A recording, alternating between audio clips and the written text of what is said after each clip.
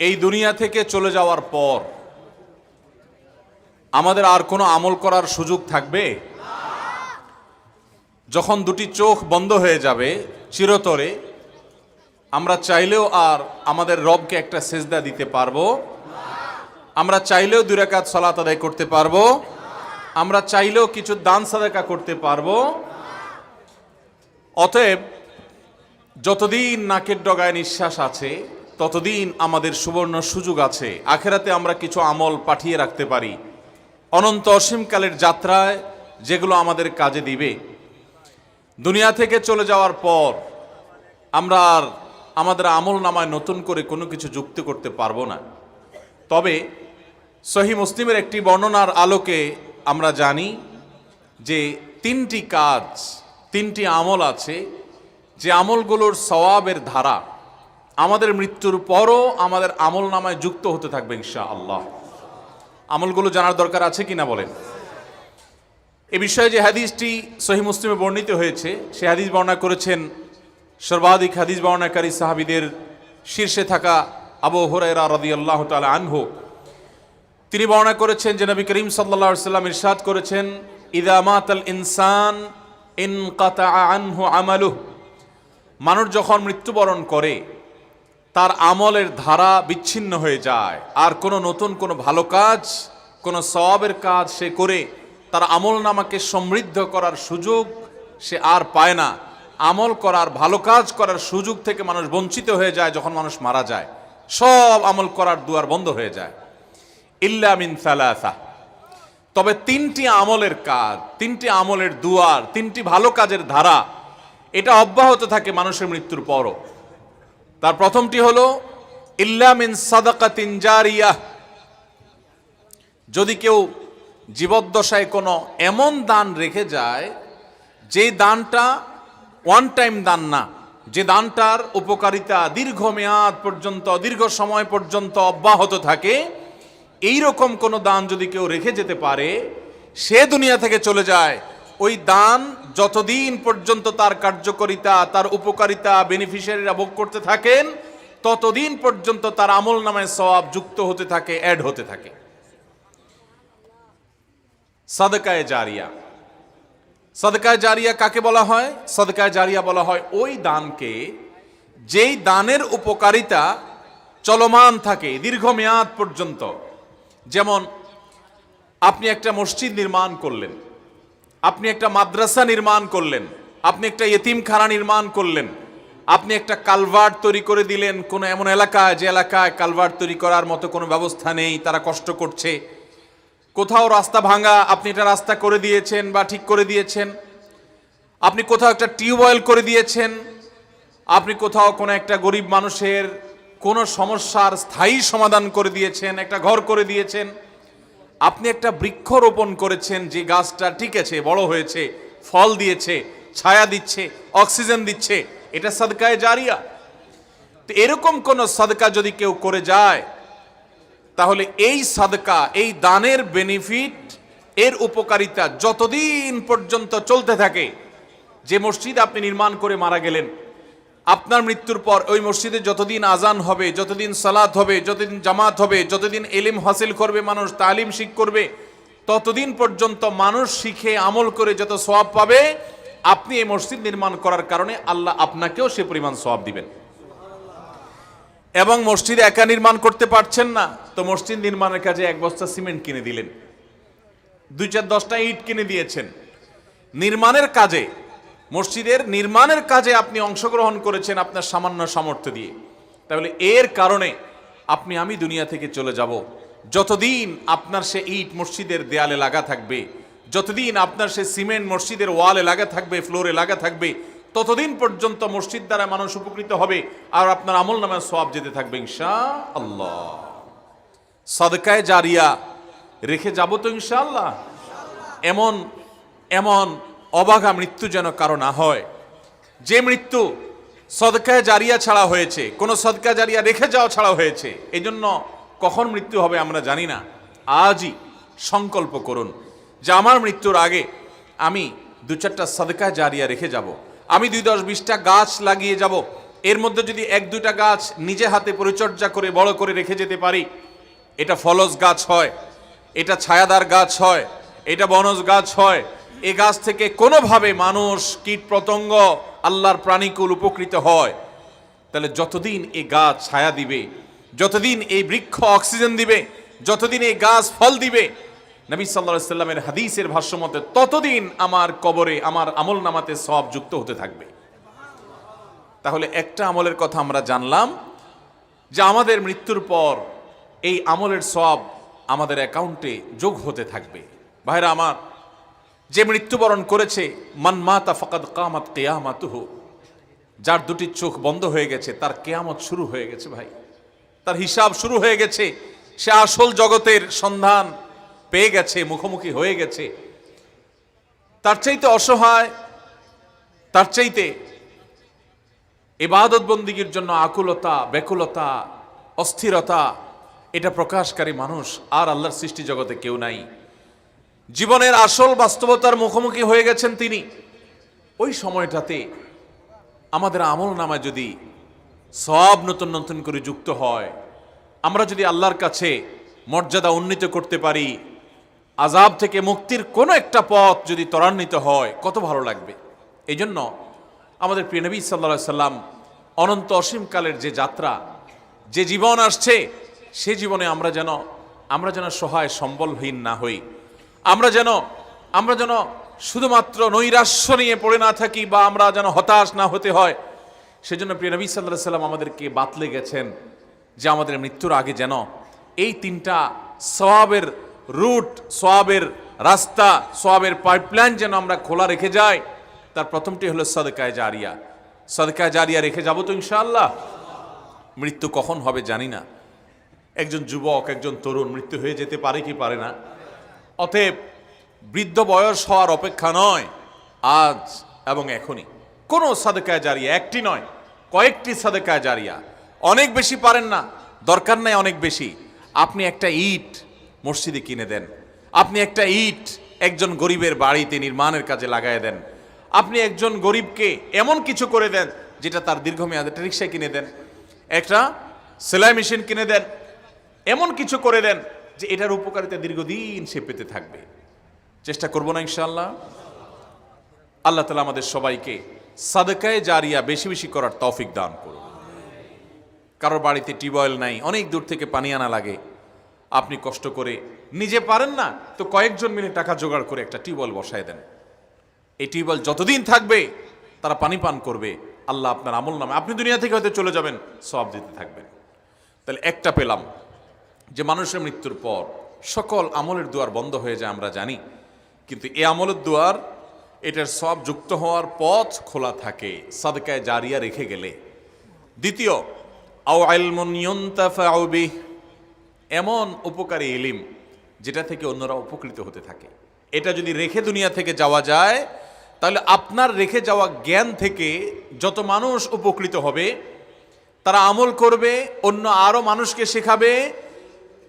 এই সকল মানুষের যে সওয়াব আহরণ হবে ইলম অর্জন করে, জ্ঞান অর্জন করে, কোরআন হাদিসের কথা জেনে শিখে শেখানোর মাধ্যমে, আপনি যে শুরুটা করে দিয়ে গেছেন, আপনার আমল নামাতে সওয়াব যুক্ত হতে থাকবে। এই জন্য নিজের ছেলে মেয়েকে সূরা ফাতিহা শেখানো নিজে করবেন, নিজের ছেলে মেয়েকে কোরআনের শিক্ষা সবার আগে নিজে শুরু করবেন, নিজে বিসমিল্লাহ করবেন, তাদেরকে শেখাবেন। শুধু ছেলে মেয়ে কেন, আপনি একজনকে একটা দোয়া শিখিয়েছেন, তিনি এই দোয়াটা সবসময় আমল করেন, 10 জনকে শিখিয়েছেন, 10 জনের ভিতরে একজন নিয়মিত আমল করেন, তিনি আবার আরো 2-4-5 জনকে শেখাচ্ছেন, এর মধ্যে আপনার মৃত্যু হয়ে গেল। ওই যে আপনি শিখিয়ে দিয়ে গেছেন, সেজন্য সে আমল করছে, যতদিন সে আমল করবে তার সব তো সে পাবেই। আল্লাহ তাআলা আপনাকে বোনাস হিসাবে, যেহেতু আপনি শিক্ষক ছিলেন, আপনি এর ধারাটা শুরু করে দিয়ে গেছেন, এজন্য তার সমপরিমাণ সওয়াব, এমনকি তিনি আরেকজনকে শিখাচ্ছেন, এইভাবে ধারা যতদিন পর্যন্ত যাবে, যতদূর পর্যন্ত যাবে, তাদের সবার সমপরিমাণ সওয়াব আল্লাহ তাআলা আপনার অ্যাকাউন্টে যোগ করবেন। তাহলে ভাইরা আমার, উপকারী কোনো জিনিস শিখলে আমরা মানুষকে বলতে ভুল করব। আজকে যে হাদিসটি আমি পাঠ করছি, এই হাদিসটাও আপনি জানার পর আপনি 10 জন, 20 জন, 30 জনকে জানাবেন, যাতে অন্যরাও শুরু করে দেয়। তাহলে আপনার বিজনেস চালু হয়ে যাবে, যে তারা আমল করবে, আপনি শিখিয়েছেন, এজন্য আপনাকে আল্লাহ রাব্বুল আলামিন সওয়াব দিবেন, বঞ্চিত করবেন না।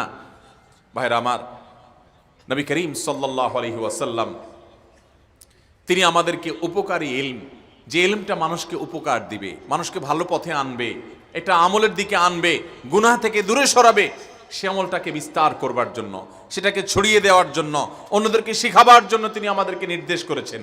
আমরা সে চেষ্টা করব তো ইনশাআল্লাহ। তাহলে ভালো কিছু জানার পর সেটা শুধু নিয়ে বসে থাকবো না, অন্য মানুষদেরকে শেখাবো, রেখে যাব। আপনি একটা ভালো বই লিখেছেন আল্লাহকে খুশি করবার জন্য, দুনিয়ার ধান্দা সেখানে ছিল না। যদি এরকম হয়, এই বই থেকে যত মানুষ উপকৃত হবে, আপনি তাদের সবার সমর্পণ সওয়াব আপনি অর্জন করতে থাকবেন। এমনকি জাগতিক এলেমও যদি হয়, আপনি একজনকে এমন বিদ্যা শিখালেন যে বিদ্যা দ্বারা সে মানুষের সেবা করবে, আপনার উদ্দেশ্য যে এর বিনিময়ে আপনি আল্লাহর কাছে আজর এবং সওয়াব চান, অন্য কিছু না। এই আশায় যদি আপনি করেন, তাহলে এই জাগতিক জ্ঞানটাও যদি কাউকে শিখান এবং উদ্দেশ্য তার দ্বারা মানুষের সেবা করবে, আল্লাহ তাআলা আপনাকে তার মাধ্যমে সওয়াব দান করবেন। তাহলে মানুষকে শেখানো, উপকারী জ্ঞান রেখে যাওয়া, এই কাজটা আমরা করবো তো ইনশাআল্লাহ।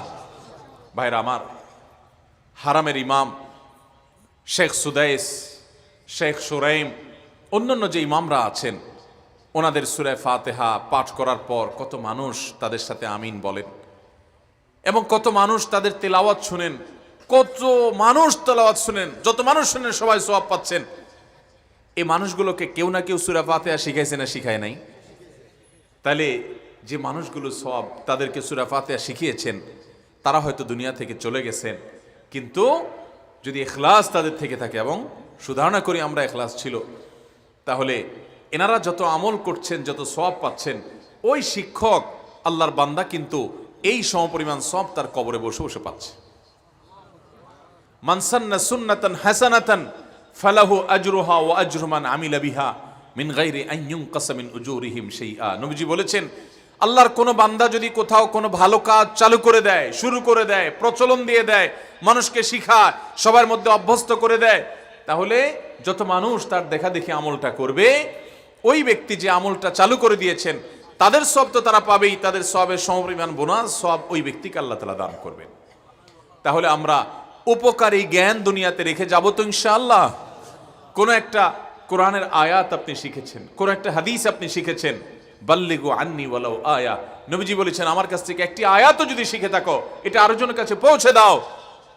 এমনও হতে পারে যে তুমি যার কাছে পৌঁছে দিয়েছো, ওই লোকটা তোমার চাইতে তার ইখলাস বেশি, সে তোমার চাইতে বেশি আমল করেছেন, হতে পারে কি পারে না? তাহলে মানুষের মৃত্যুর পর যে আমলের সওয়াব অব্যাহত থাকে, বন্ধ হয়ে যায় না, সেটা হলো উপকারী ইলম। আমরা কোনো কার্পণ্য করব না, হেজিটেশন করব না, দ্বিধা করব না, কোনো প্রকার সংশয় আমাদের মধ্যে যেন না হয়। আমি ভালো কিছু শিখেছি, আমার বন্ধুকে আমি শেখাবো, স্ত্রীকে আমি শেখাবো, মাকে গিয়ে বলবো, ভাইকে গিয়ে বলবো, ফেসবুকে বন্ধুদেরকে জানাবো।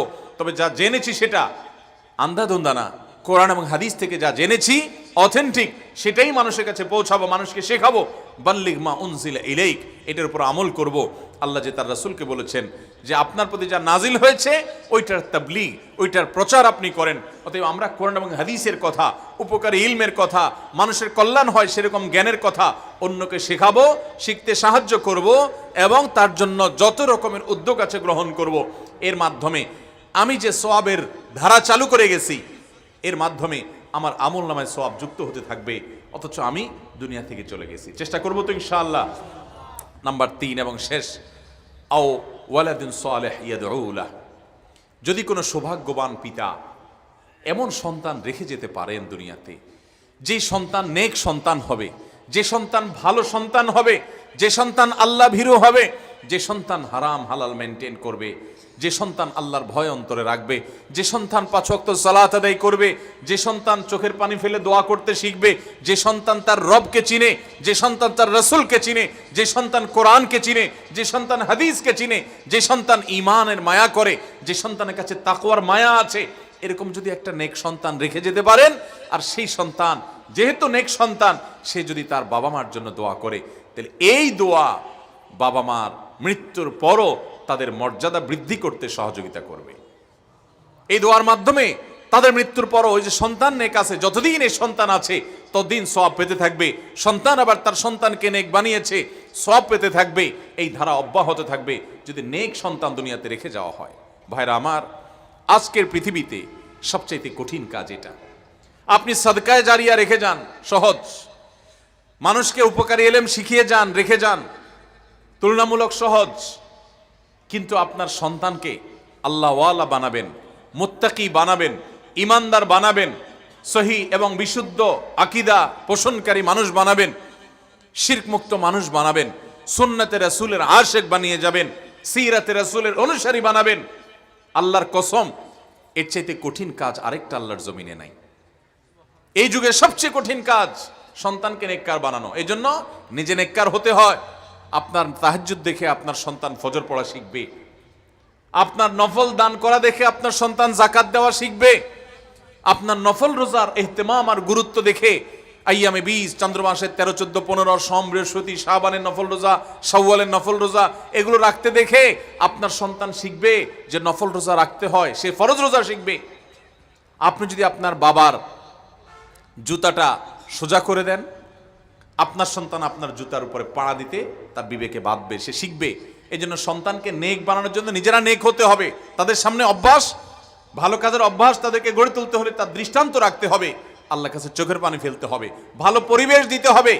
যেই শিক্ষা দিতে গিয়ে আমার সন্তান নাস্তিকতাবাদের দিকে যেতে পারে, সে শিক্ষা নেয়ার চাইতে আমার সন্তান মূর্খ থাকুক, তারপর আমি সন্তানকে নষ্ট হতে দেব যদি মনে হয় যে সেখানে গেলে আমার সন্তানের ঈমান ক্ষতিগ্রস্ত হতে পারে। আল্লাহ তাআলা আমাদের সন্তানকে নেক বানানোর তৌফিক দান করুন। তাহলে নেক সন্তান যদি রেখে যাওয়া হয় আর সেই সন্তান যদি দোয়া করে, সেই দোয়ার কার্যকারিতা কি জানেন?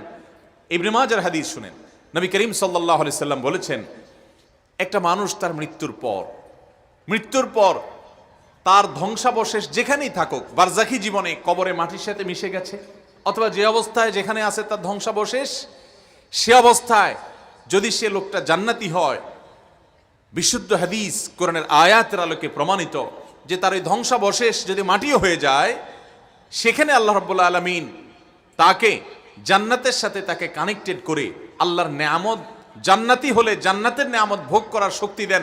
আমরা দেখি মাটি হয়ে গেছে কিন্তু সে ভোগ করছে, এটা আমরা টের পাই না। আল্লাহ তাআলা সে ব্যবস্থা করেন। আর যদি গুনাহগার হন, জাহান্নামী হয়, তাহলে জাহান্নামের শাস্তিও সে ভোগ করতে হয় এবং সেই ব্যবস্থা তার মধ্যে রাখা হয়। আল্লাহ দ্বারা অসম্ভব বলতে কিছু নেই, আল্লাহ সবই পারেন। তো সেটা হয় এই বারজাখি জীবনে জান্নাতের সাথে যার কানেক্টেড হয়, হঠাৎ করে কোন এক আল্লাহর বান্দার বা কিছু আল্লাহর বান্দার মর্যাদা বৃদ্ধি করে দেওয়া হয়। তিনি বুঝতে পারেন যে তিনি যেই শ্রেণীর জান্নাতি ছিলেন সেখান থেকে তাকে আপার ক্লাসের জান্নাতি করে দেওয়া হয়েছে, তিনি আরো প্রমোশন পেয়েছেন, জান্নাতি হিসেবে তার মর্যাদা বৃদ্ধি হয়ে গেছে। তখন তিনি আল্লাহর ফেরেশতাদেরকে ডেকে বলেন, আন্না হাজা, কোত্থেকে এটা হলো? আমি তো মরে গেছি, এখন আর আমল করে যে নিজের মর্যাদা বৃদ্ধি করবে সেই সুযোগ তো নাই, কিন্তু আমি তো ফিল করছি, দেখতে পাচ্ছি আমি এতদিন যে জান্নাত ভোগ করতাম, এখন জান্নাতি হিসাবে আমার নেয়ামতগুলো অনেক আপার ক্লাসের, আগেরটার চাইতে কিভাবে আমার মর্যাদা বৃদ্ধি হলো, আমি এই শ্রেণীতে এই ক্লাসে কিভাবে উন্নীত হলাম। তখন ফেরেশতাদের তরফ থেকে, আল্লাহর তরফ থেকে ফেরেশতারা বলবেন, তাকে বলা হবে যে বিস্তিগফারি ওয়ালাদিকা লাক, তোমার সন্তান দুনিয়াতে তোমার জন্য দোয়া করেছে, নেক সন্তান রেখে আসছো, সে চোখের পানি ফেলে আল্লাহর কাছে দোয়া করেছেন, ওই দোয়ার কারণে তোমার মর্যাদা আল্লাহ তাআলা বৃদ্ধি করে দিয়েছে। ভাইরা আমার, এই জন্য নেক সন্তান রেখে যাওয়ার চেষ্টা করবো তো ইনশাআল্লাহ। আপনি যদি আপনার বাবা মার জন্য যারা দুনিয়া থেকে চলে গেছেন, আপনার দাদা দাদির জন্য কবরের পাশে গিয়ে সালাম নিবেদন করেন, কেবলার দিকে ফিরে তাদের জন্য আল্লাহর কাছে দোয়া করেন, আপনি যদি সেজদায় পড়ে কাঁদেন, জায়নামাজে পড়ে যদি আপনি চোখের পানি ফেলেন, বুক ভাসান, আপনার সন্তান দেখে শিখবে কিভাবে পূর্বপুরুষের জন্য দোয়া করতে হয়। আমি আমার আব্বাজান রহমতুল্লাহ আলাইকে দেখেছি, রমজান মাসে বিশেষ করে মাদ্রাসা বন্ধ হলে আসতাম, দেখতাম যে কিভাবে চোখের পানি ফেলে আল্লাহর বান্দা দোয়া করতেন। তাহাজ্জুদের সময় তার কান্নার আওয়াজে আমরা শুয়ে থাকতে পারতাম না এবং আবেগ চলে আসতো, নিজেরা উঠে সেখানে পাশে দাঁড়িয়ে যেতাম, উপভোগ করতাম যে আল্লাহর কাছে কান্না, আল্লাহর কাছে দোয়া করার একটা স্বাদ আছে। ভাইরা আমার, আমি তাকে দেখতাম যে তার বাবা মা, আমার দাদা দাদি, নানা নানি এবং আত্মীয় স্বজনের নাম ধরে ধরে দোয়া করতেন। এই জন্য আপনি যদি আপনার সন্তানের দোয়া পেতে চান, আপনি আপনার নিজের বাবা মা, দাদা দাদি, নানা নানি, চাচা জেঠা, শ্বশুর শাশুড়ি, আপনার ফুফু ফুফা, খালু খালা, মামা মামি, আপনার মুরব্বী গুণীজন যারা দুনিয়া থেকে চলে গেছেন এবং যারা বেঁচে আছেন, তাদের জন্য দোয়া করবেন। চোখের পানি ফেলবেন, আপনার সন্তান কিন্তু শিখবে। মানুষের সন্তান দেখে দেখে শিখে, শুনে শুনে কম শিখে, দেখে দেখে বেশি শিখে। অতএব তাদেরকে দেখাতে হবে, শেখাতে হবে। তাদেরকে যদি রেখে যেতে পারেন, তাহলে আপনি দুনিয়া থেকে চলে যাওয়ার পর যখন সবচেয়ে অসহায় হয়ে যাবেন, অনেক অনেক চেষ্টা হবে, যদি একবার সুবহানাল্লাহ বলতে পারতাম, আর সেই সওয়াবটা আমার আমলনামায় যুক্ত করতে পারতাম, কিন্তু বা রাস্তা বন্ধ হয়ে গেছে, মৃত্যু হয়ে গেছে, শেষ। কিন্তু ওই যে নেক সন্তানের দোয়া আমরা পেতে থাকবো। চেষ্টা করবো তো সন্তানকে নেক বানানোর। তাহলে মানুষের মৃত্যুর পর সমস্ত আমলের দুয়ার বন্ধ হয়ে যায়, সকল সওয়াবের ধারা বন্ধ হয়ে যায়। তিনটা খোলা থাকে: এক, সাদকায়ে জারিয়া; দুই, উপকারী জ্ঞান; তিন, নেক সন্তানের দোয়া। বলেন, প্রথম কি? সাদকায়ে জারিয়া। দ্বিতীয় কি? উপকারী এলেম, উপকারী জ্ঞান। আর 3 নম্বর নেক সন্তানের দোয়া।